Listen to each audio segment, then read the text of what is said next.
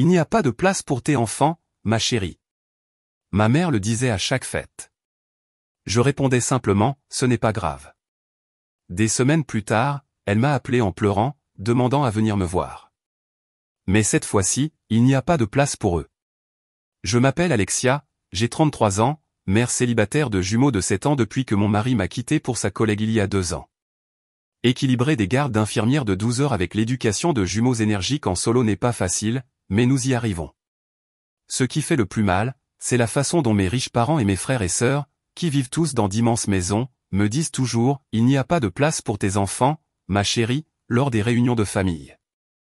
Pendant des années, j'ai simplement hoché la tête et dit « Ce n'est pas grave ». Jusqu'à ce que tout change. Dites-moi d'où vous regardez dans les commentaires ci-dessous, et appuyez sur le bouton d'abonnement pour suivre mon parcours et ma lutte pour mes garçons. J'ai grandi à Westbrook Heights, le genre de banlieue où les maisons avaient des allées circulaires et où les femmes de ménage venaient 3 fois par semaine. Mon père, Thomas, a bâti son entreprise de construction à partir de rien, et ma mère, Eleanor, s'est consacrée à gravir les échelons sociaux avec la même détermination. Notre maison coloniale de 5 chambres a été présentée 2 fois dans les magazines locaux, non pas pour sa chaleur, mais pour son design impeccable qu'aucun enfant n'était autorisé à perturber. Mon frère aîné, Nathan, était l'enfant chéri. Capitaine de l'équipe de débat, diplômé de Princeton, marié à Olivia d'une famille tout aussi prestigieuse, il a donné à mes parents 3 petits-enfants parfaitement sages, pile à l'heure. Il dirige maintenant la division de la côte et de l'entreprise de mon père et vit dans une maison de 7 chambres à seulement 15 minutes de nos parents.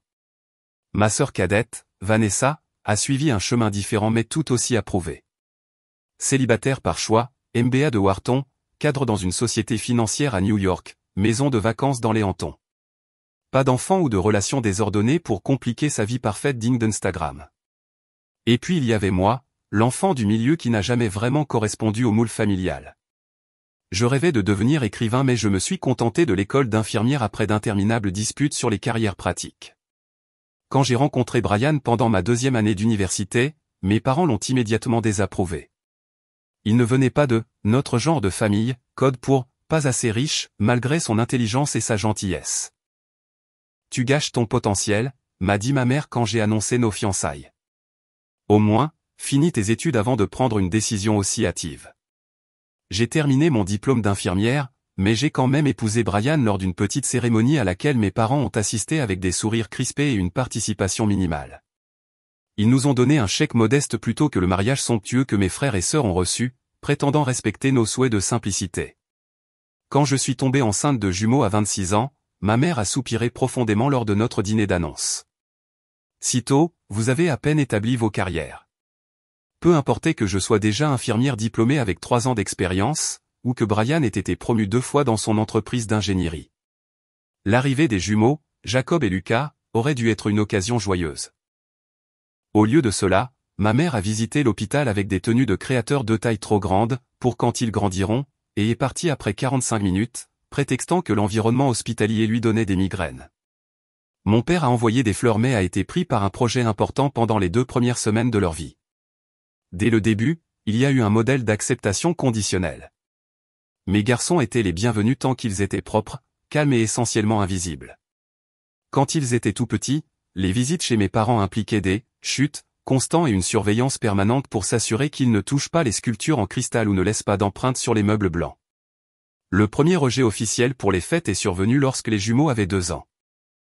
Thanksgiving avait toujours lieu chez mes parents, une tradition que je chérissais malgré le stress. J'ai appelé pour confirmer à quelle heure nous devions arriver et ce que je pouvais apporter. En fait, ma chérie, a dit ma mère de cette voix mielleuse qui précédait toujours les mauvaises nouvelles. Nous pensons que cette année pourrait être difficile avec les jumeaux. Ils sont à un âge si actif, et grand-mère Caroline apporte ses plats de service anciens. Peut-être que toi et Brian pourriez venir après qu'ils soient couchés ou trouver une babysitter. Quand j'ai expliqué que trouver une babysitter le soir de Thanksgiving était presque impossible, elle a dit, eh bien, je suppose que nous nous verrons à Noël alors. Il y aura plus de place pour tout le monde. Mais Noël a apporté des excuses similaires, puis Pâques, et chaque réunion par la suite. Brian a essayé de me défendre au début, mais a fini par se lasser de se battre avec ma famille. Notre mariage avait aussi d'autres problèmes, ses longues heures de travail, mon épuisement à jongler entre le travail et les tout-petits, la pression financière d'élever des jumeaux avec des salaires modestes tout en essayant de maintenir les apparences pour ma famille. Quand il m'a quitté pour Kimberly de l'équipe de design il y a 2 ans, la réaction de ma famille a été révélatrice. Eh bien, a dit ma mère, peut-être que cela te donnera le temps de recalibrer tes priorités. Tu t'es précipité dans le mariage assez jeune. Pas de sympathie, pas de soutien, juste la confirmation que j'avais échoué selon leurs normes. Mon père a offert une aide financière, non pas pour mon bien-être émotionnel, mais pour s'assurer que je maintienne une situation de vie convenable qui ne ferait pas honte à la famille. J'ai refusé, déterminé à m'en sortir seul. Depuis le divorce, les rejets pour les fêtes sont devenus encore plus directs. Sans Brian comme tampon, mon statut de déception familiale s'est solidifié. Pourtant, une partie désespérée de moi continuait d'essayer de maintenir les liens, espérant que mes fils pourraient avoir une relation avec leurs grands-parents et leur famille élargie. Chaque rejet faisait mal, mais je continuais d'appeler. Je continuais de demander. Je continuais d'accepter les promesses de « peut-être la prochaine fois » qui ne se matérialisaient jamais. Tout cela en regardant les enfants de Nathan recevoir une attention et des cadeaux somptueux, invités à chaque événement. Leurs dessins d'école étaient fièrement exposés chez mes parents tandis que les chefs d'œuvre de mes garçons étaient temporairement rangés dans un tiroir qui ne semblait jamais s'ouvrir. Pourtant, les fêtes étaient importantes pour moi. Je me souvenais de la magie de mes propres Thanksgiving d'enfance avant que l'ascension sociale ne devienne la religion de ma mère. Les odeurs de la cuisine, les rires, le sentiment d'appartenance. Je voulais cela pour Jacob et Lucas, même si nous devions créer ces traditions dans notre petit appartement, juste nous 3. Les rejets sont devenus si prévisibles que je pouvais presque réciter les excuses de ma mère avant qu'elle ne les formule, chacune à peine voilée, mais tout aussi blessante. Le dernier Thanksgiving a donné le ton de ce qui allait devenir ma dernière année d'acceptation de ces rejets. Alexia, ma chérie, a dit ma mère au téléphone 3 semaines avant Thanksgiving. Nous faisons des travaux dans la maison. La salle de bain des invités près de la salle à manger est en pleine rénovation et il y a de la poussière partout. Ce n'est vraiment pas adapté pour les garçons avec leur asthme. Seul Jacob avait de légères allergies saisonnières, pas d'asthme, un fait que ma mère avait commodément oublié. Je l'imaginais dans sa cuisine immaculée, le téléphone coincé entre son épaule et son oreille pendant qu'elle arrangeait des fleurs qui coûtaient plus cher que mon budget d'épicerie hebdomadaire. Nous serions ravis de t'avoir, bien sûr, a-t-elle poursuivi. Tu pourrais rester dans ton ancienne chambre. Les garçons trouveraient juste tout cela si inconfortable. J'ai dégluti difficilement. Maman, mon ancienne chambre a un lit queen. Nous pourrions nous débrouiller à 3. Oh, mais ma chérie, avec le bruit des travaux le matin, il serait tellement dérangé. Les enfants ont besoin de leur routine, n'est-ce pas? C'est ce que disent tous les livres sur la parentalité. Depuis quand ma mère lisait elle des livres sur la parentalité? Elle avait une nounou à plein temps pour chacun de nous jusqu'à ce que nous commencions l'école. D'accord, ai-je finalement dit. Ce n'est pas grave. Nous ferons notre propre truc. À l'approche de Noël, j'ai reçu un texto plutôt qu'un appel. Planifions le dîner de Noël pour 18h. La famille de Nathan arrive à 16h pour les cadeaux. Vanessa arrive la veille de Noël. Dis-moi si tu peux venir. Ça pourrait être juste avec tous les enfants cette année. Tous les enfants. Les 3 enfants de Nathan étaient les bienvenus. Mes 2 fils ne l'étaient pas. J'ai appelé plutôt que de répondre par texto. Maman, que veux-tu dire par ça pourrait être juste? Ta salle à manger peut accueillir 14 personnes et Nathan a 3 enfants. Ça fait 9 adultes et 5 enfants au total si nous venons. Je l'ai entendu expirer brusquement. Alexia, tu sais comment sont tes garçons. Ils sont si énergiques. La dernière fois qu'ils sont venus, Lucas a renversé ce vase en cristal. C'était il y a 2 ans, maman. Il avait 5 ans, et nous avons payé pour le remplacer. C'était un héritage de famille. Il venait de Home Good. J'ai vu le reçu quand nous avons acheté le remplacement. Silence au bout du fil. Les garçons ont beaucoup mûri, ai-je insisté. Ils ont 7 ans maintenant. Ils peuvent rester assis pendant un repas sans problème. Ce n'est pas que ça, a-t-elle dit. Olivia, la femme de Nathan, est très pointilleuse sur les interactions sociales pour ses enfants. Tu sais, Elliot est surdoué et il est facilement surstimulé. Traduction, mon neveu était considéré comme intellectuellement trop supérieur pour interagir avec mes enfants ordinaires. Bien, ai-je dit, trop fatigué pour discuter. Ce n'est pas grave. Joyeux Noël. Nous avons passé Noël dans notre appartement avec un sapin d'1,20 m coincé dans un coin, faisant des biscuits en forme de dinosaure au lieu des symboles traditionnels de Noël parce que c'est ce que les garçons aimaient cette année-là. Nous avons fait un appel vidéo à Brian, qui passait les fêtes avec la famille de Kimberly au Colorado. Il a parlé aux garçons pendant 10 minutes, a promis que les cadeaux arriveraient par la poste, puis a dû aller dîner. J'ai pleuré dans la salle de bain après qu'il se soit couché, mais je me suis assuré que mes yeux n'étaient pas rouges le lendemain matin. Pâques a apporté une nouvelle excuse. Ma mère nous avait d'abord invités, puis a appelé 2 jours avant pour annuler. J'ai oublié que grand-mère Caroline apporte sa collection de porcelaine de Limoges pour l'exposer pour la fête, a-t-elle expliqué, faisant référence à la mère de mon père, âgée de 82 ans, qui traitait ses figurines en porcelaine comme des petits-enfants supplémentaires. Il n'y a tout simplement pas d'endroit sûr pour que les garçons jouent avec tout ça dehors. Ils n'ont pas besoin d'une aire de jeu, maman. Ils peuvent s'asseoir et manger comme tout le monde. Puis peut-être sortir si le temps le permet. Le jardin vient d'être réensemencé, Alexia. Et tu sais ce que Caroline pense du bruit pendant sa digestion.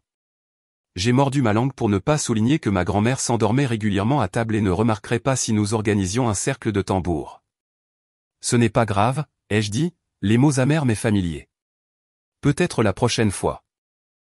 Pour le 4 juillet, je m'attendais au rejet, mais j'ai quand même accepté l'invitation de ma mère pour le barbecue annuel, espérant que les choses pourraient être différentes lors d'un événement extérieur plus décontracté. 3 jours avant, elle a appelé avec le préambule familier. À propos de samedi, Alexia. Laisse-moi deviner, ai-je interrompu. Il n'y a pas de place pour les garçons. Ne sois pas dramatique. C'est juste que ton père a invité des clients importants de Singapour. C'est vraiment plus une réunion d'adultes cette année. Très axée sur les affaires. J'ai regardé les t-shirts jumeaux de Captain America que j'avais achetés aux garçons pour la fête. Mais les enfants de Nathan seront là. Eh bien, oui, mais Olivia les a inscrits à ce programme d'étiquette. Ils savent comment se comporter lors de fonctions professionnelles. L'implication piquait. Mes enfants savent comment se comporter, maman. Tu le saurais si tu passais un peu de temps avec eux. Il n'y a pas besoin d'être hostile, Alexia. Tu peux certainement venir. Je pense juste que les garçons s'ennuieraient avec toutes ces discussions d'affaires. J'ai décliné complètement l'invitation et j'ai emmené Jacob et Lucas à la piscine communautaire, puis voir les feux d'artifice au parc local. Nous nous sommes assis sur une couverture bon marché, mangeant des cupcakes légèrement écrasés que j'avais décorés avec du glaçage rouge et bleu à minuit après ma garde d'infirmière. Les garçons ont déclaré que c'était le meilleur 4 juillet de leur vie, ignorant béatement la réunion de famille dont ils avaient été exclus. Chaque rejet endurcissait quelque chose en moi, mais la prise de conscience croissante des garçons me faisait plus de mal que ma propre douleur. Après un appel téléphonique, Lucas a demandé innocemment, « Mamie ne nous aime pas beaucoup, n'est-ce pas ?» Mon cœur s'est brisé. Bien sûr qu'elle vous aime, mon grand. La maison de mamie et papy n'est juste pas très adaptée aux enfants. Mais Elliot, Madison et Parker peuvent y aller, a souligné Jacob, faisant référence à ses cousins. Je n'avais pas de réponse qui ne soit pas un mensonge pour mes enfants ou qui ne révèle pas de dure vérité qu'ils n'étaient pas prêts à entendre. Au lieu de cela, j'ai consacré mon énergie à créer nos propres traditions. Nous avions des « vendredis chics » où nous dînions avec des flûtes à champagne en plastique remplies de jus de pommes pétillants. Nous célébrions les demi-anniversaires avec des demi-gâteaux. Nous avons inventé des fêtes comme le « jour à l'envers » où nous mangions le petit déjeuner pour le dîner et portions nos vêtements à l'envers. Mes garçons ne se sont jamais plaints de notre petit appartement ou de notre budget limité. Ils créaient des mondes imaginaires élaborés dans leur chambre partagée, transformant les lits superposés en vaisseaux spatiaux et les forts de couverture en châteaux. Ils se faisaient facilement des amis et montraient une compassion au-delà de leur âge, comme lorsqu'ils ont insisté pour faire des cartes pour ma patiente âgée qui n'avait aucune visite familiale. Leur résilience m'a aidé à tenir pendant les gardes doubles et les nuits solitaires. Quand d'autres infirmières exhibaient des vacances subventionnées par les grands-parents ou des tenues de créateurs pour leurs enfants, je souriais et changeais de sujet. Quand les garçons demandaient pourquoi nous n'allions jamais à la grande maison de mamie avec la piscine dont ils avaient entendu parler mais qu'ils se souvenaient à peine, je trouvais des diversions créatives. J'ai construit une vie dans les limites qui m'avaient été données, acceptant que la définition de « place » de ma famille n'avait rien à voir avec la superficie et tout à voir avec une acceptation conditionnelle. Je me disais que c'était suffisant, jusqu'à ce que ça ne le soit plus. Le tournant est arrivé 6 semaines avant Thanksgiving cette année. Après une semaine de travail particulièrement épuisante, incluant 3 gardes de nuit, j'ai reçu un texto groupé de ma mère. Planification de Thanksgiving en cours. Dîner traditionnel à 16 heures. Code vestimentaire, chic automnal. RSVP avec restrictions alimentaires avant le 1er novembre. J'ai remarqué qu'elle l'avait envoyé à Nathan, Vanessa, à diverses tantes et oncles, mais ostensiblement pas à mon ex-mari, qui avait été officiellement excommunié des événements familiaux.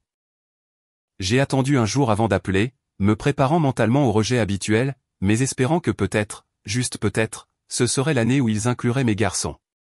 Salut, maman. J'ai reçu ton texto pour Thanksgiving.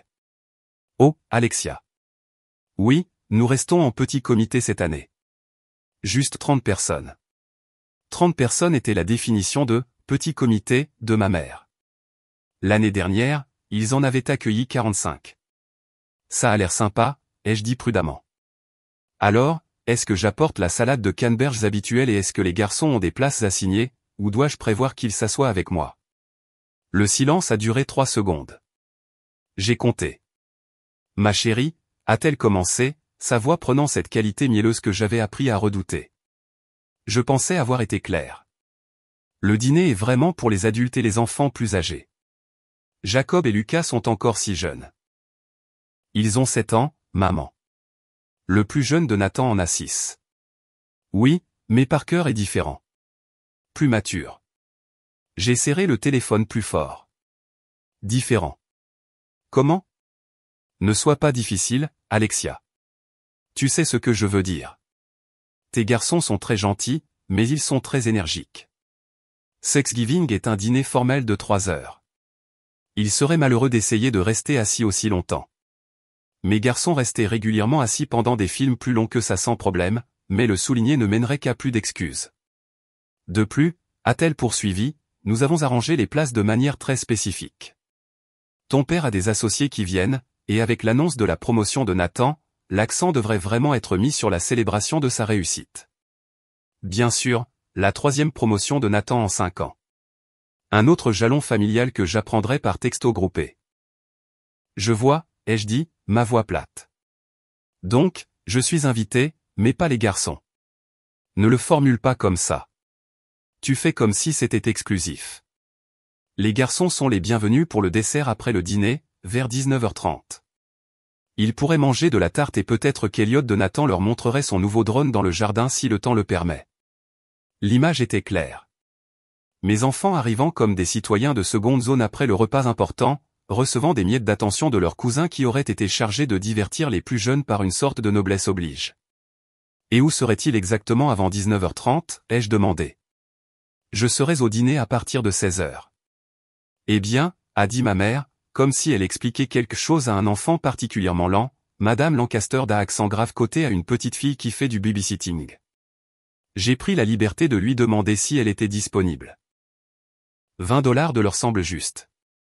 Ne penses-tu pas? Je serais heureuse de le payer comme cadeau de Thanksgiving. Ma mère, qui avait offert à Nathan et Olivia une semaine à la Barbade pour leur anniversaire, proposait de payer une babysitter adolescente $80 comme cadeau de fête pour que je puisse assister à un dîner où mes enfants n'étaient pas les bienvenus. C'est très attentionné, ai-je dit, ma voix tremblant légèrement. Mais je vais passer. Les garçons et moi avons nos propres traditions maintenant. Elle a soupiré lourdement, ce sont familiers de déception que j'avais entendu toute ma vie. Alexia, à un moment donné, tu dois commencer à penser à tes propres besoins. Ce n'est pas sain d'être si fusionnel avec tes enfants. Tu es encore jeune. Tu devrais utiliser les réunions de famille pour réseauter, peut-être rencontrer quelqu'un de nouveau. Thomas a plusieurs jeunes cadres prometteurs qui seront présents.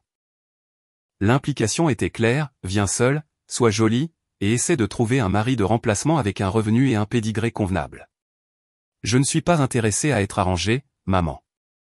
Eh bien, avec cette attitude, tu seras mère célibataire pour toujours. C'est ce que tu veux? J'ai pris une profonde inspiration.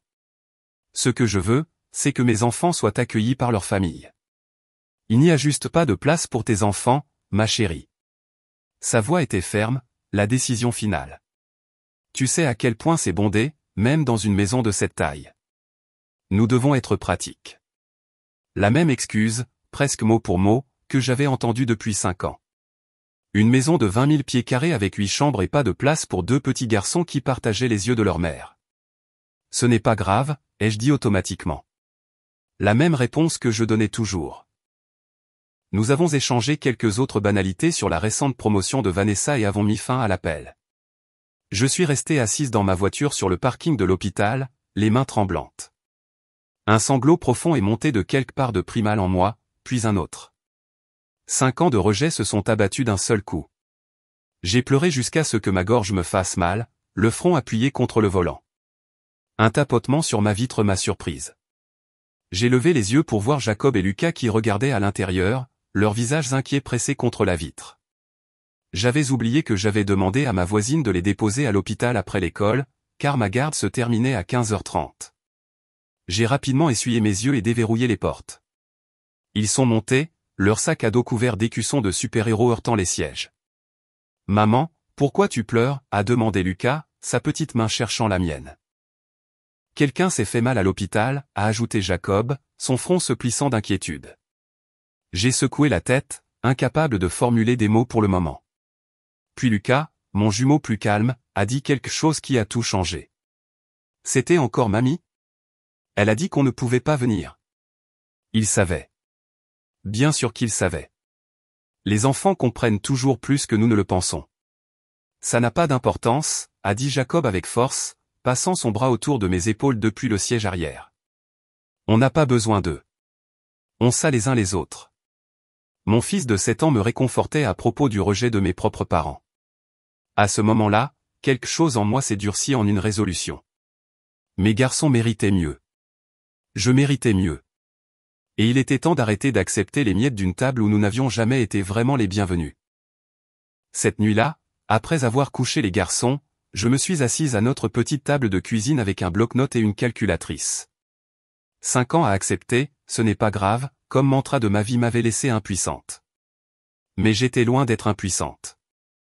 J'étais une infirmière diplômée avec une carrière stable, un bon crédit malgré le coût financier du divorce, et une détermination qui m'avait permis de traverser l'école d'infirmière tout en étant enceinte de jumeaux. J'avais économisé pendant des années, d'abord pour un acompte sur une maison quand Brian et moi étions ensemble, puis pour le fonds d'études des garçons après le divorce. Le montant n'était pas énorme, mais c'était quelque chose, assez pour un nouveau départ. Le lendemain, j'ai appelé Diane, une thérapeute que j'avais vue brièvement après le divorce mais que j'avais arrêté de voir pour économiser de l'argent. J'ai besoin d'une séance, ai-je dit, pour m'aider à poser des limites avec ma famille. Elle m'a casé pendant sa pause déjeuner. J'ai expliqué les années de rejet pour les fêtes, l'implication constante que mes enfants n'étaient pas assez bien, et ma réponse automatique de « ce n'est pas grave » à tout cela. « Pourquoi pensez-vous que vous acceptez ce traitement » a-t-elle demandé doucement. « Parce que c'est ma famille » ai-je dit automatiquement. Et les garçons devraient avoir des grands-parents dans leur vie. Devraient-ils avoir des grands-parents qui les rejettent constamment? La question est restée en suspens. Je n'avais pas de réponse. Alexia, a-t-elle poursuivi, poser des limites ne consiste pas à changer le comportement des autres. Il s'agit de décider quel traitement vous êtes prête à accepter. Quel message envoyez-vous à vos fils en permettant à leurs grands-parents de les traiter comme des membres de la famille facultatif? Ces mots m'ont frappé comme un coup physique. J'avais été si concentré sur le maintien des liens familiaux que je n'avais pas considéré les dommages que ces liens pouvaient causer. Alors, j'arrête juste d'essayer. Je coupe les ponts? Pas nécessairement, a-t-elle dit. Mais vous pouvez décider des conditions que vous êtes prête à accepter pour les interactions futures, et vous pouvez créer vos propres traditions qui reflètent vos valeurs. Après notre séance, j'ai conduit directement à une agence immobilière. L'agent a eu l'air surpris quand j'ai expliqué ce que je pouvais me permettre. Une somme modeste qui n'irait pas loin dans notre banlieue chère. Il y a une propriété que vous pourriez vouloir voir, a-t-elle dit avec hésitation. Elle a besoin de travaux importants, mais elle est dans un bon district scolaire et a du potentiel. Le cottage qu'elle m'a montré cet après-midi-là était plus petit que la maison de piscine de mes parents. Construit dans les années 1950, il avait du papier peint qui se décollait, des appareils électroménagers démodés et une moquette qui avait connu des jours meilleurs il y a des décennies. Mais il avait aussi 3 petites chambres, un jardin décent avec des chênes matures, et quelque chose que je ne pouvais pas tout à fait nommer jusqu'à ce que je me tienne dans le salon poussiéreux, la lumière du soleil filtrant à travers les fenêtres sales. De la possibilité. Les propriétaires sont des vendeurs motivés, a expliqué l'agent. Ils en ont hérité de leur mère et veulent juste s'en débarrasser. J'ai fait une offre le jour même, sous condition d'inspection. Lorsque l'inspection a révélé des problèmes de plomberie et des travaux électriques nécessaires, j'ai négocié le prix à la baisse. La banque a approuvé ma demande de prêt hypothécaire, mais de justesse. J'aurais besoin de plus de revenus pour que ce soit confortable. J'ai pris 2 gardes de nuit supplémentaires par semaine dans une clinique d'urgence de l'autre côté de la ville. Le revenu supplémentaire rendrait les mensualités du prêt hypothécaire gérables, bien que cela signifie coordonner des arrangements compliqués pour la garde des enfants et fonctionner avec un minimum de sommeil. Quand j'ai dit aux garçons que nous achetions une maison, leur excitation était tempérée par des questions pratiques qui m'ont brisé le cœur par leur maturité. Aurons-nous encore assez d'argent pour les céréales, a demandé Lucas sérieusement. Et pourrons-nous toujours aller à la même école, a ajouté Jacob. Je leur ai assuré que nous aurions des céréales et qu'ils resteraient dans leur école. Quand je leur ai montré des photos de la maison, ils n'ont pas vu les taches d'eau au plafond ou le carrelage fissuré dans la salle de bain. Ils ont vu leur propre chambre, de petits espaces séparés, après avoir partagé toute leur vie. Je peux peindre la mienne en bleu, s'est exclamé Jacob. Puis-je avoir des étoiles sur mon plafond, a demandé Lucas. Le processus de rénovation est devenu notre projet du week-end. J'ai appris à utiliser des outils que je n'avais jamais touchés auparavant, en regardant des tutoriels YouTube tard dans la nuit après que les garçons se soient endormis. J'ai arraché la moquette, poncé les sols et peint les murs avec l'aide enthousiaste, bien que désordonnée, des garçons. Mes collègues infirmières m'ont aidé d'une manière que ma famille n'a jamais fait. Carlos des soins intensifs m'a aidé à remplacer le meuble lavabo de la salle de bain. Janelle de la pédiatrie a amené son mari, un électricien, pour réparer le câblage dangereux de la cuisine. Même le docteur Sullivan, habituellement réservé et professionnel, est arrivé un samedi avec de la pizza et ses fils adolescents pour aider à installer les nouvelles armoires de cuisine que j'avais trouvées en solde. Chaque salaire allait à rendre la maison habitable. Nous avons mangé beaucoup de pâtes et de sandwichs. J'ai appris à comparer les prix et à utiliser les coupons religieusement. Les garçons ne se sont jamais plaints, se jetant dans le projet avec enthousiasme, racontant fièrement à leur professeur les carreaux qu'ils avaient aidé à poser dans l'entrée. À l'approche de Thanksgiving, nous nous sommes concentrés sur la décoration de la salle à manger. J'ai trouvé une table en chêne massif dans un magasin d'occasion et je l'ai restaurée moi-même, les mains à vif à force de poncer, mais satisfaite du résultat. Nous avons peint la salle à manger d'une couleur dorée chaleureuse qui donnait une impression spéciale même aux repas les plus simples. Pouvons-nous inviter des gens pour Thanksgiving, a demandé Jacob alors que nous accrochions les rideaux que j'avais cousus avec du tissu en solde. Qui aimeriez-vous inviter, ai-je demandé, m'attendant à ce qu'il mentionne des amis de l'école. Lucas a réfléchi. Mademoiselle Janelle, Monsieur Carlos et le docteur Sullivan, les gens qui nous ont aidés à construire notre maison. Notre maison. La simple phrase m'a rempli de plus de fierté que n'importe quelle approbation de mes parents n'aurait jamais pu le faire. C'est une merveilleuse idée, leur ai-je dit. Faisons des invitations. Nous avons envoyé des invitations faites à la main aux collègues qui étaient devenus notre famille de cœur. La plupart avaient d'autres projets mais ont promis de passer pour le dessert. Nous avons planifié un menu simple mais spécial avec les garçons, qui ont insisté pour faire des marque-places pour tout le monde. En me tenant dans notre salle à manger presque terminée, j'ai réalisé que nous avions créé quelque chose que mes parents, avec toute leur richesse, n'avaient jamais réussi à faire, une maison où les gens étaient vraiment les bienvenus. Pas pour leur statut ou leur réalisation, mais simplement pour qui ils étaient. La partie la plus surprenante était que je n'avais pas parlé à ma mère depuis l'appel téléphonique dans la voiture. Après des années d'appels hebdomadaires et de négociations pour les fêtes, j'ai simplement cessé de prendre contact. Elle ne l'avait pas assez remarqué pour appeler et prendre de nos nouvelles. Le silence a confirmé ce que je soupçonnais depuis longtemps, mais que je n'avais jamais admis, le maintien de notre relation avait été entièrement mon effort. Plutôt que de me sentir triste, je me sentais libre. Libre de créer une vie et des traditions qui reflétaient nos valeurs, et non les normes superficielles auxquelles j'avais été mesuré et jugé insuffisante toute ma vie. J'ai accroché une couronne sur notre porte d'entrée, de travers, mais faite avec amour par de petites mains. Le message était clair pour quiconque voulait le voir, voici notre maison. Il y a toujours de la place pour l'amour ici. 2 semaines avant Noël, l'appel que je n'attendais plus est arrivé. J'étais en train d'emballer des cadeaux sur mon lit pendant que les garçons étaient à l'école, entourés de papiers cadeaux bon marché et d'étiquettes de solde que je n'avais pas encore retirées des cadeaux. Mon téléphone s'est allumé avec le nom de ma mère. J'ai failli laisser sonner, mais la curiosité l'a emporté. Allô, ai-je répondu, ma voix neutre. Alexia. La voix de ma mère semblait étrange, tremblante et congestionnée. Dieu merci, tu réponds. J'ai attendu, ne disant rien. Il y a eu un accident, a-t-elle poursuivi. Pas avec une personne. La maison. Nous avons eu un dégât des eaux catastrophiques à cause d'une canalisation qui a éclaté au 3e étage. Toute l'aile était inhabitable. Le plafond de la salle à manger s'est effondré. Tout le monde va bien, ai-je demandé automatiquement. Oui, physiquement, ça va. Mais la maison, Alexia, tout est ruiné. Les meubles anciens, les tapis, tout. L'entreprise de restauration dit qu'il faudra des mois pour réparer. Des mois. Et juste avant Noël. J'ai fait des bruits de sympathie appropriés, ne sachant toujours pas pourquoi elle m'appelait après des semaines de silence. Le truc, c'est, a-t-elle continué, sa voix tombant presque à un murmure, ce n'est pas seulement la maison. L'entreprise de ton père a des difficultés. L'affaire de Singapour a échoué. Il y a des problèmes de trésorerie. L'assurance couvrira les réparations éventuellement, mais nous sommes confrontés à un problème de liquidité en attendant. C'était sans précédent. Ma mère ne discutait jamais de questions financières, considérant que parler d'argent était vulgaire, sauf pour souligner leur abondance. Je suis désolé d'entendre ça, ai-je dit prudemment. Nous avons dû annuler Noël chez nous. Évidemment. Je comprends. Eh bien, a-t-elle dit, et je pouvais entendre la tension dans sa voix, normalement, Nathan aurait organisé. Il a la place, mais il y a eu des tensions entre lui et Olivia. Je n'aime pas les commérages, mais je crois qu'il a eu une relation inappropriée avec son assistante.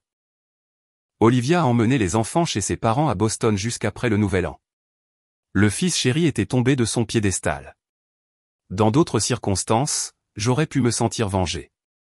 Et Vanessa ? Ai-je demandé, connaissant déjà la réponse. Elle a ce minuscule appartement en ville.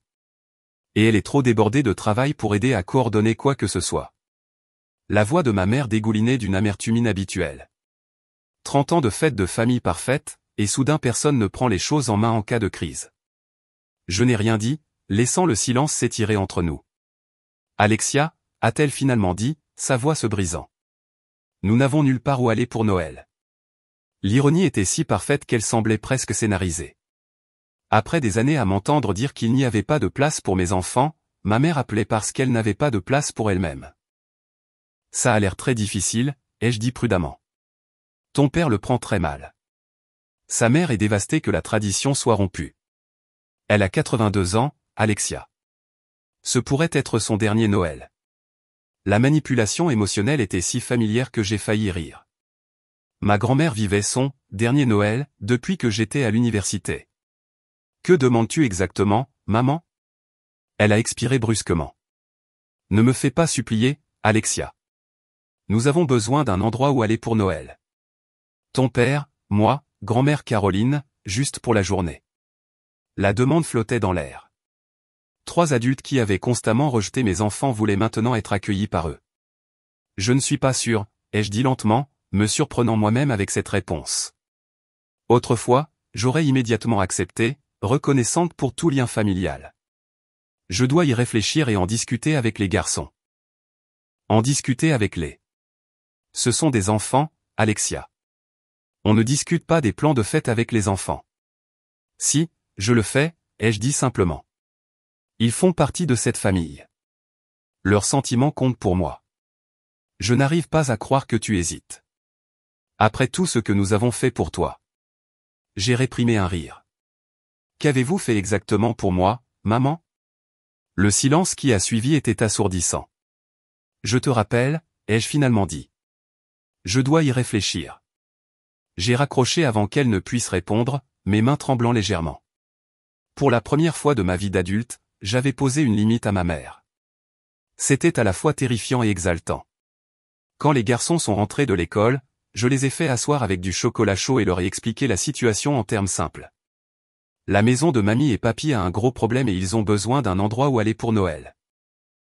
Ils aimeraient venir ici. Qu'en pensez-vous? Les jumeaux ont échangé un de leurs regards qui semblait contenir une conversation entière. Ils ne nous aiment pas beaucoup, a dit Lucas doucement. Ils ne se sentiront peut-être pas à l'aise ici, a ajouté Jacob. Notre maison n'est pas aussi chic que la leur. Mon cœur s'est un peu brisé à leur perception, mais j'ai gardé un visage neutre. C'est vrai. Notre maison est différente de la leur. Mais c'est Noël, a poursuivi Lucas, son expression pensive. Et tout le monde devrait avoir un endroit où aller à Noël. Jacob a hoché la tête lentement. Peut-être que s'ils viennent ici, ils verront que nous ne sommes pas de mauvais enfants. Ma gorge s'est serrée. Vous n'avez jamais été de mauvais enfants. Jamais. Alors, on devrait les laisser venir, a décidé Lucas.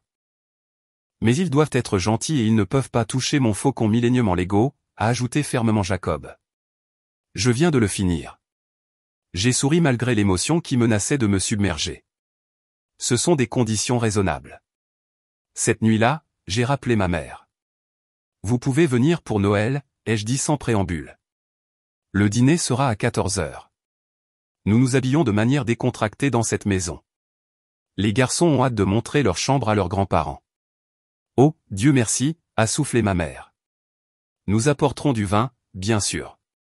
Devrions-nous arriver vers midi? Cela donnerait le temps à ton père de t'aider à préparer le repas correctement.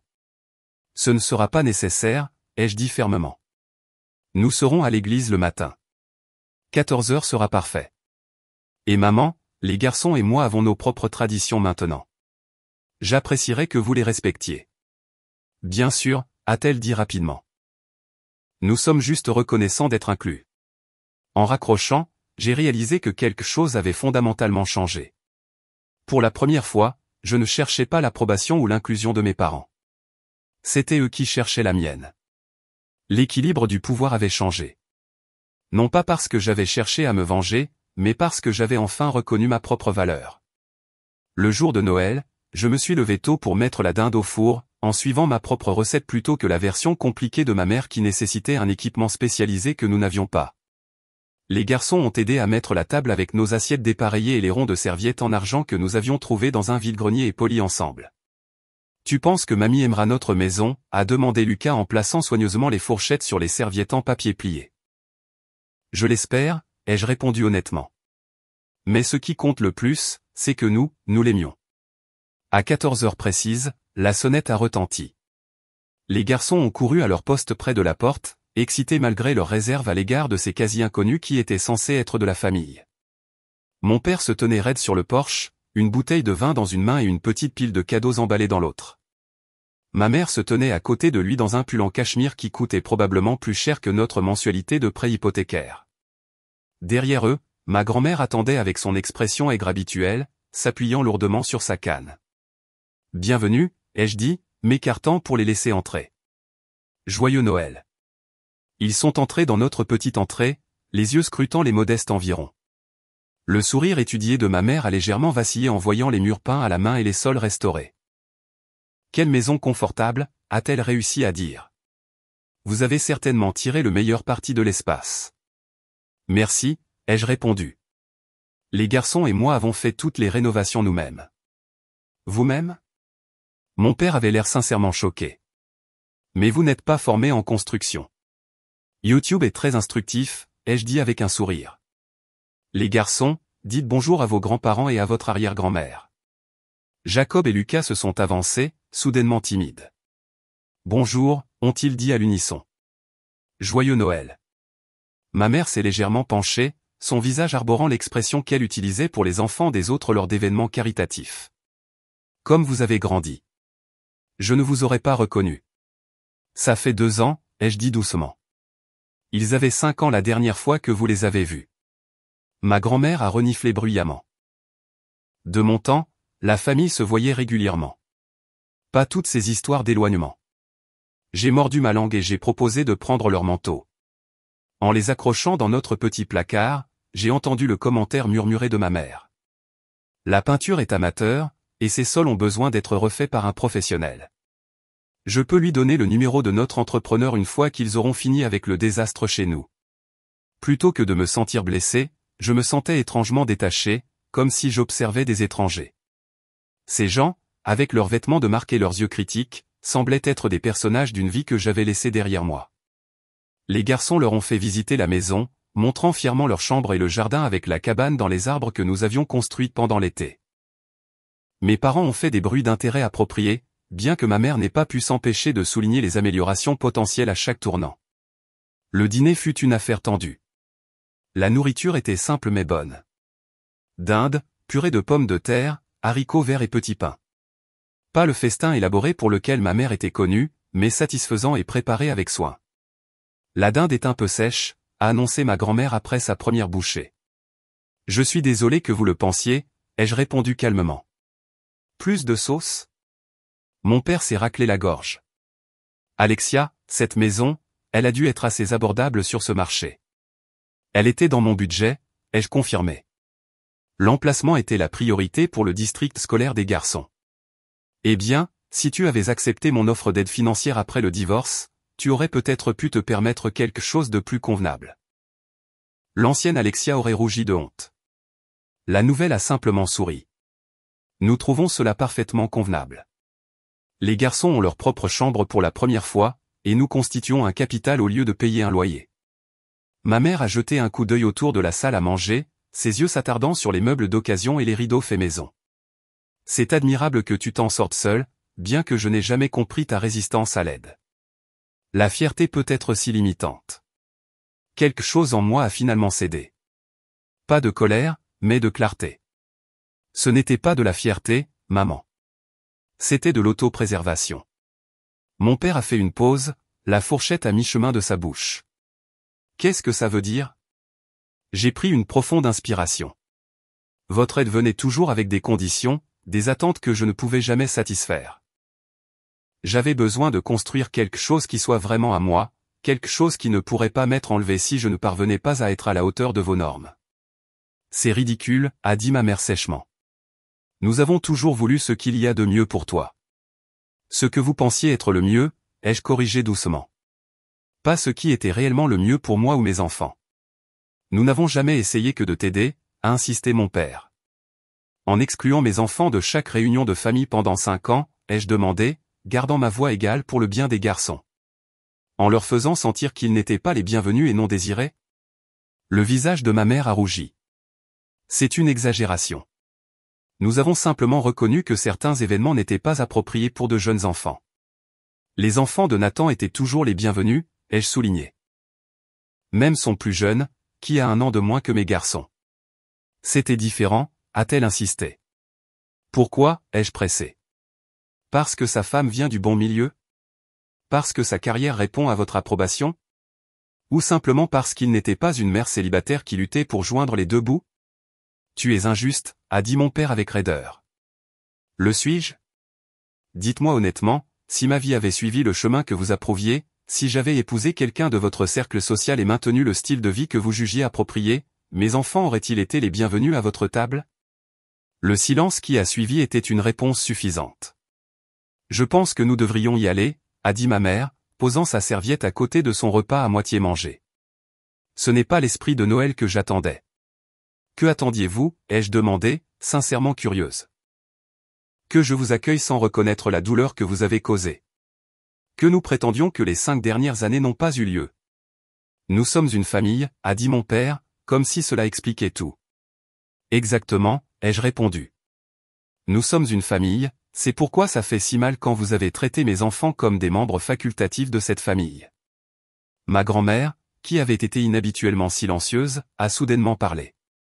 Éléanore, assieds-toi. La petite a raison. Ma mère s'est figée à mi-chemin de sa chaise. Mère Caroline, vous ne comprenez pas la situation. Je comprends parfaitement, a dit ma grand-mère sèchement. Je vous ai regardé exclure ces garçons pendant des années tout en flattant les enfants de Nathan. C'est déplacé. J'ai regardé ma grand-mère avec stupeur. Elle n'avait jamais été ma défenseur auparavant. Vous pensez que je ne vois pas ce qui se passe dans ma propre famille, a-t-elle poursuivi. Je suis peut-être vieille, mais je ne suis pas aveugle. Ces garçons sont tes petits-fils, Éléanore. Ton sang. Et tu les as traités comme des accessoires gênants. Ma mère s'est rassise sur sa chaise, le visage pâle. Ce n'était pas comme ça. Nous pensions juste, avec la situation d'Alexia, que ce serait plus facile pour tout le monde. Plus facile pour qui, a demandé ma grand-mère. Pas pour ses enfants, pas pour ta fille. Lucas, qui avait observé cet échange avec de grands yeux, a soudainement pris la parole. Ce n'est pas grave, arrière-grand-mère. On a l'habitude.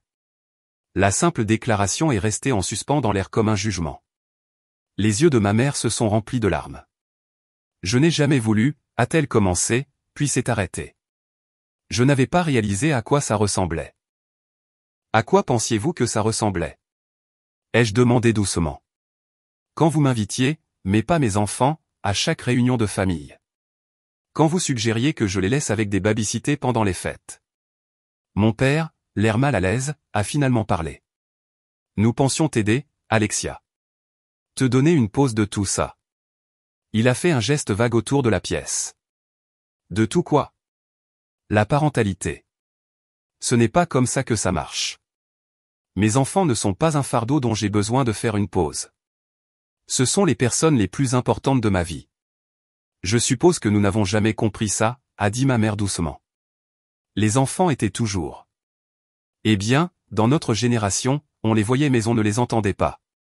Quelque chose à gérer par les nounous jusqu'à ce qu'ils soient assez grands pour le pensionnat. C'est comme ça que vous vous sentiez à notre égard en grandissant? Ai-je demandé. Elle a semblé surprise par la question. Je n'y avais jamais pensé comme ça. Mon père s'est agité mal à l'aise. Mon propre père était rarement présent, a-t-il admis. Il travaillait constamment. Quand il était à la maison, son attention était une récompense à gagner par la réussite. Je suppose que j'ai suivi son exemple. Pour la première fois, j'ai entrevu la source de leur comportement. Pas de la méchanceté, mais une compréhension limitée de la famille, façonnée par leurs propres expériences. Les choses peuvent être différentes, ai-je dit après un moment. Si vous le voulez. Lucas, toujours le pacificateur, a glissé de sa chaise et s'est approché de ma mère avec précaution. Voudriez-vous voir l'ornement que j'ai fait en cours d'art? Maman l'a mis sur notre sapin. Ma mère l'a regardé comme si elle le voyait vraiment pour la première fois. J'aimerais beaucoup ça. Alors que Lucas la menait vers notre petit sapin dans le coin, Jacob s'est tourné vers mon père avec la franchise que seul un enfant peut avoir. Savez-vous jouer au Uno? Je l'ai eu pour mon anniversaire. Mon père a eu l'air momentanément déconcerté. Je ne crois pas y avoir déjà joué. Je peux vous apprendre, a offert Jacob. C'est facile une fois qu'on connaît les règles. Pendant que les garçons établissaient leur connexion timide, j'ai croisé le regard de ma grand-mère à travers la table. Merci, ai-je dit doucement. Elle a hoché la tête une fois, sèchement. La famille, c'est la famille, même quand ce sont des imbéciles. Le reste de l'après-midi s'est déroulé avec des moments gênants et de petites avancées. Ma mère a admiré les œuvres d'art des garçons avec un intérêt apparemment sincère. Mon père a perdu 3 parties de Uno consécutives avec une surprenante bonne humeur. Ma grand-mère a réquisitionné le fauteuil le plus confortable et a dispensé des conseils non sollicités sur tout, des taux hypothécaires à la bonne isolation des fenêtres, mais sans sa condescendance habituelle. Quand ils se sont finalement préparés à partir, ma mère a hésité à la porte. Ce n'était pas le Noël que j'attendais, a-t-elle dit doucement. C'était mieux. J'ai hoché la tête, pas tout à fait prête à pardonner, mais disposée à reconnaître le petit pas en avant. Peut-être, a-t-elle poursuivi avec précaution, pourrions-nous revenir, apprendre à connaître les garçons correctement. J'aimerais ça, ai-je dit. Mais il y a des conditions. Elle a haussé un sourcil, mais n'a pas objecté. Ils sont des membres à part entière de cette famille. Pas des pensées après coup, pas des inconvénients. Si vous voulez une relation avec moi, vous les acceptez pleinement. Cela semble raisonnable, a dit mon père avant que ma mère ne puisse répondre. Et plus de commentaires sur mes choix de vie, mon éducation ou ma maison. Nous sommes différents de vous. Cela ne nous rend pas inférieurs. Ma mère a pincé les lèvres, puis a hoché la tête. J'ai serré. Je ne peux pas promettre d'être parfaite immédiatement. Je n'attends pas la perfection, ai-je dit. Juste des efforts. Alors qu'ils se dirigeaient vers leur voiture, une voiture de location ai-je noté, pas leur véhicule de luxe habituel, je n'ai ressenti ni triomphe ni amertume, juste une certitude tranquille que j'avais enfin tenu bon, non pas par colère, mais par amour pour mes enfants et par respect pour moi-même. La porte s'est refermée derrière eux, et Jacob m'a regardé. Vont-ils être nos vrais grands-parents maintenant? Je me suis agenouillé à son niveau. Ils essaient, mon grand. Ça pourrait prendre du temps. Lucas a hoché la tête solennellement. Ils ne sont pas encore très bons pour être des grands-parents. Ils ont besoin de s'entraîner. La vérité sort de la bouche des enfants. Oui, ai-je convenu. Ils ont vraiment besoin de s'entraîner. Le jour de Noël avec mes parents n'était que le début d'une transformation progressive. 3 jours plus tard, j'ai reçu un texto de ma mère demandant s'ils pouvaient revenir avant le nouvel an. J'ai accepté, en fixant des attentes claires sur le moment et le comportement. Ils sont arrivés avec des cadeaux de la bonne taille pour les garçons, des ensembles Lego qui montraient qu'ils avaient vraiment prêté attention aux intérêts des garçons. Mon père a apporté des outils pour réparer un robinet qui fuyait que j'avais mentionné en passant. C'était maladroit mais sincère, comme regarder des gens apprendre une langue étrangère par immersion. Les rénovations de la maison avancent plus vite que prévu, a dit ma mère en m'aidant à préparer le déjeuner. Un autre événement sans précédent. Mais nous avons réfléchi. Peut-être avons-nous précipité les décisions de réparation. Il pourrait y avoir une opportunité de reconsidérer l'aménagement de certaines pièces. Que veux-tu dire, ai-je demandé, coupant des sandwichs pendant qu'elle arrangeait maladroitement des bâtonnets de carottes dans une assiette. Eh bien, a-t-elle dit, se concentrant intensément sur les légumes, nous pensions que peut-être la chambre d'amis la plus proche du salon pourrait être repensée pour les jeunes visiteurs. Des lits superposés peut-être, et un système de rangement approprié pour les jouets. J'ai arrêté de couper. Vous créez une chambre pour les garçons? Elle a hoché la tête, sans me regarder dans les yeux. Si c'est acceptable, pour quand ils viendront. Je pense qu'ils aimeraient beaucoup ça. Mon père, entendant depuis la salle à manger, a ajouté, j'ai déjà commandé une balançoire pour le jardin arrière. L'aménagement paysager existant devra être ajusté, mais il y a amplement d'espace près du bosquet de chênes. C'était de petits gestes, mais significatifs pour des gens qui avaient passé des décennies à cultiver une vie où les enfants étaient des accessoires, pas des priorités. À l'arrivée de Pâques, j'ai été surprise de recevoir une invitation pour nous 3 dans la maison fraîchement rénovée de mes parents.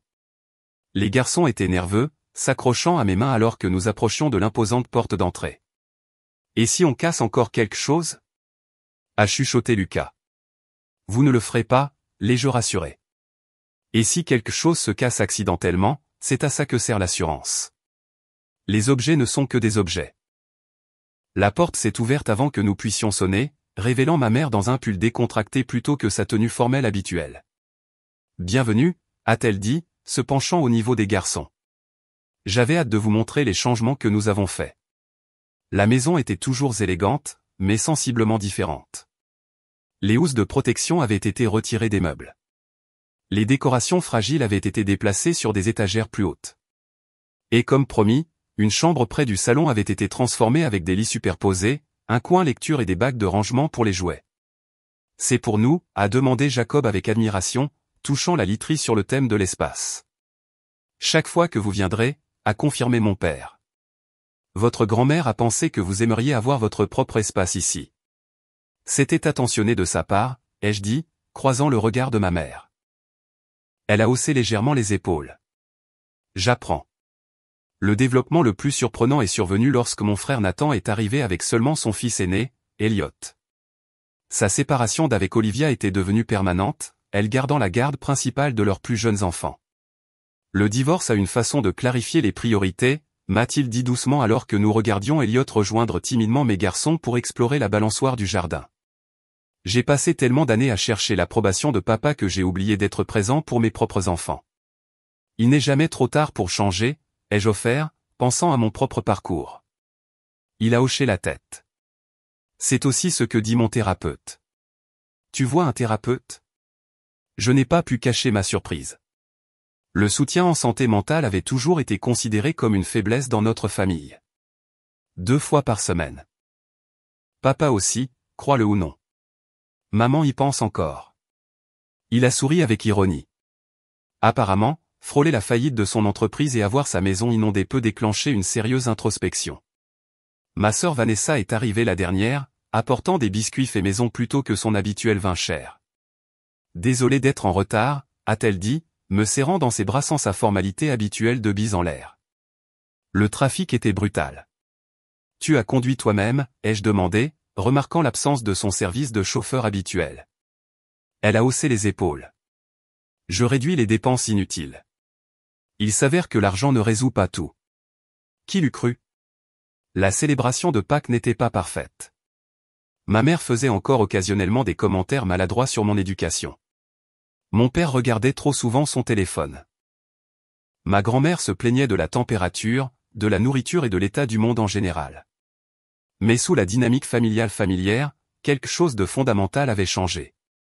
Les garçons étaient inclus, vraiment inclus. Quand Lucas a accidentellement renversé de la sauce au canneberge sur la nappe, ma mère lui a simplement tendu une serviette et a dit « pas de mal ». C'est pour ça qu'on a des machines à laver. Après le dîner, j'ai trouvé mon père en train d'apprendre aux 3 garçons à jouer aux échecs dans le salon, faisant preuve d'une patience que je n'avais jamais vue pendant ma propre enfance. « Échecs » a dit Lucas triomphalement, déplaçant son cavalier. Mon père a étudié l'échiquier avec un sérieux exagéré. En effet. Bien joué, jeune homme. Voudriez-vous revoir notre maison un de ces jours, lui a demandé Jacob. J'ai fini ma collection de fusées miniatures. J'aimerais beaucoup ça, a répondu mon père. Peut-être le week-end prochain. À l'approche de l'été, nous avons établi un nouveau rythme. Des dîners du dimanche chez mes parents 2 fois par mois. Des visites occasionnelles en semaine dans notre cottage lorsque mon horaire de travail le permettait. Les garçons ont passé 2 semaines au camp des grands-parents, pendant ma période de travail la plus chargée en juillet, revenant avec des histoires de parties de pêche avec mon père et d'expériences de pâtisserie avec ma mère. Pour Thanksgiving, nous avons décidé de faire tourner l'organisation des fêtes entre les membres de la famille. Mes parents prendraient Noël, je prendrais Pâques, Nathan s'occuperait du 4 juillet, et Vanessa s'est portée volontaire pour Thanksgiving malgré son petit appartement. On peut s'arranger, a-t-elle insisté. Ce sont les gens qui comptent, pas la superficie. Alors que nous étions rassemblés autour des tables pliantes louées par Vanessa dans son appartement d'une chambre, mangeant de la dinde dans des assiettes dépareillées, j'ai réalisé que nous avions créé quelque chose que les dîners parfaitement coordonnés de mes parents n'avaient jamais réussi à atteindre, une famille liée par le choix plutôt que par l'obligation. Quand ma mère s'est penchée pour aider Lucas à couper sa dinde, sa manche de créateur traînant dans la sauce sans qu'elle s'en aperçoive, j'ai vu la transformation le plus clairement. Elle avait enfin compris que les mises en table parfaites et les salles à manger formelles ne signifient rien s'il n'y a pas de place pour l'amour à table. Ce soir-là, alors que nous nous préparions à partir, ma mère m'a prise à part. « Je te dois des excuses », a-t-elle dit doucement. De vraies excuses. J'ai attendu, lui laissant l'espace pour continuer. J'ai passé tellement d'années à créer l'apparence d'une famille parfaite que j'ai oublié ce que signifie réellement la famille. Je suis désolé qu'il ait fallu que je perde tout pour voir ce qui était vraiment important. Ce n'était pas tout, lui ai-je rappelé, juste des choses. Elle a hoché la tête. Tu avais raison depuis le début. Il y a toujours eu de la place pour tes enfants. J'ai juste dû faire le ménage dans mon cœur pour le voir. En rentrant à la maison, les garçons endormis sur le siège arrière, j'ai réfléchi à notre parcours. Nous avions bouclé la boucle, du rejet à la réconciliation, non pas par de grands gestes, mais par de petits moments de vérité et des limites enracinées dans l'amour. Notre cottage était toujours modeste comparé au manoir de mes parents. Nos traditions étaient toujours en évolution. Nos relations familiales restaient des œuvres en cours. Mais nous avions construit quelque chose d'authentique et de durable, une maison où il y avait toujours de la place pour la croissance, le pardon et les nouveaux départs. L'espace dont nous avons le plus besoin, ai-je réalisé, ne se mesure pas en mètres carrés ou en capacité d'accueil. Il se mesure dans l'expansion de nos cœurs lorsque nous choisissons la compassion plutôt que le jugement, l'inclusion plutôt que l'exclusion, et l'amour plutôt que les apparences. Avez-vous déjà dû poser des limites avec des membres de votre famille qui ne pouvaient pas accepter vos enfants? Comment avez-vous géré la situation? Dites-le moi dans les commentaires ci-dessous. Et si cette histoire a résonné en vous, veuillez aimer, vous abonner et la partager avec quelqu'un qui pourrait avoir besoin d'entendre qu'il mérite d'être apprécié exactement tel qu'il est. Merci de m'avoir rejointe aujourd'hui. Et n'oubliez pas, parfois les plus belles traditions sont celles que nous construisons nous-mêmes.